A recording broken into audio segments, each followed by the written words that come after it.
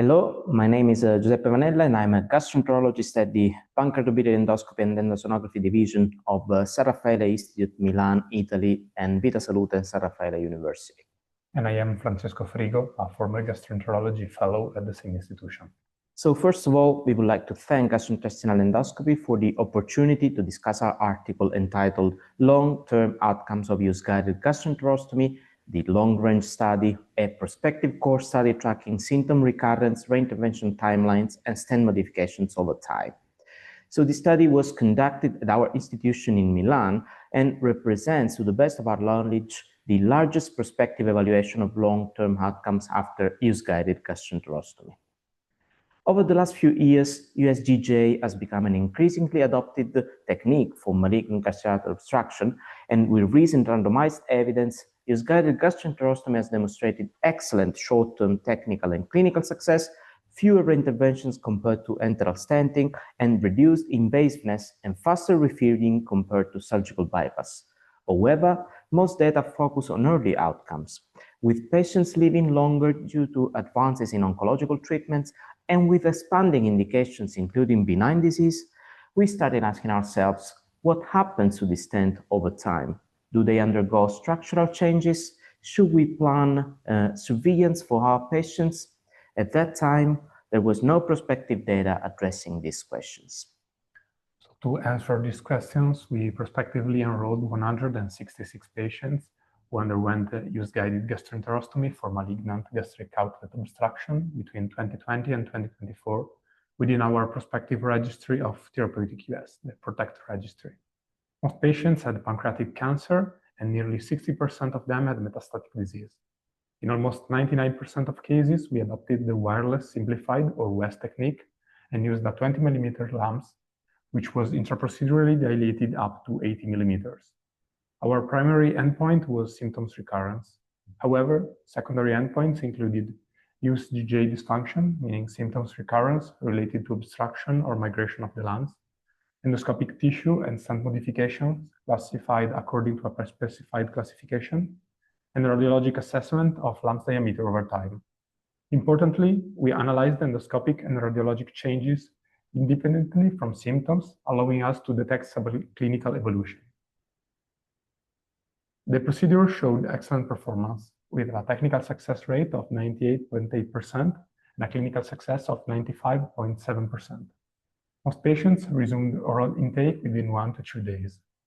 During a median follow-up of 128 days, a symptoms recurrence occurred in 11% of patients. However, only 8.4% were true USGJ dysfunction. The median time to dysfunction was about 209 days. The dysfunction-free survival was 96.7% at 6 months and 82% at 12 months. Importantly, all endoscopic reinterventions were successful.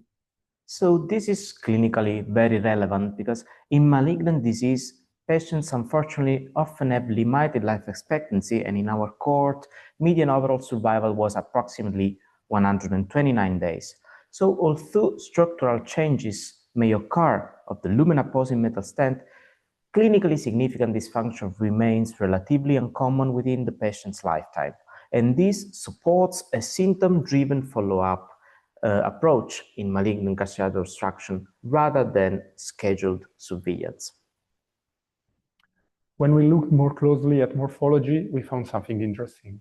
Among patients undergoing endoscopic reassessment for several reasons, including need for ERCP, 38% had peristent mild tissue reactions, mostly jejunal erosions, after a median time of 269 days. 19% had more significant lumps modification after a median of 421 days, mostly constituted of inflammatory ingrowth through the meshes. These changes were more often asymptomatic.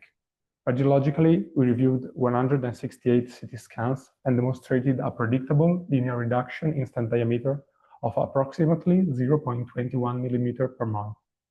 Using ROC analysis, we identified 60 millimeter as the preferred criterion, with no events occurring when the diameter remained above 17 millimeters.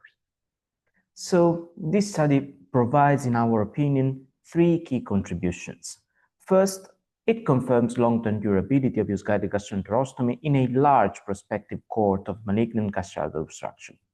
Second, it demonstrates that dysfunction, when it occurs, is highly amenable to endoscopic management.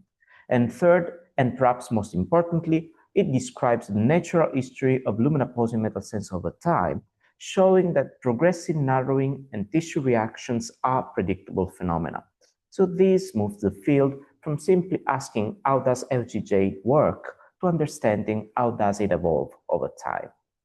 Future research should focus on identifying risk factors and predictors of inflammatory growth and tissue reactions.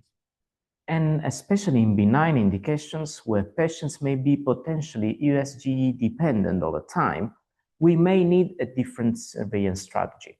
Based on our timelines, as significant lumps delamination happen after a median of more than 400 days, a yearly reassessment could be reasonable in long-term settings to evaluate the need for lumps exchange. So in conclusion, use-guided gastroenterostomy provides rapid and durable relief of malignant gastric obstruction with excellent long-term patency. And while subclinical tissue reactions and progressive lumen narrowing occur over time, clinically significant dysfunction remains uncommon within the first year and is generally successfully treated endoscopically. So understanding the natural history of this procedure allows us to personalize follow-up strategies, confirming the safety of a non-demand reassessment for malignant indications and prudentially suggesting early follow-up for benign indications. And thank you for your attention.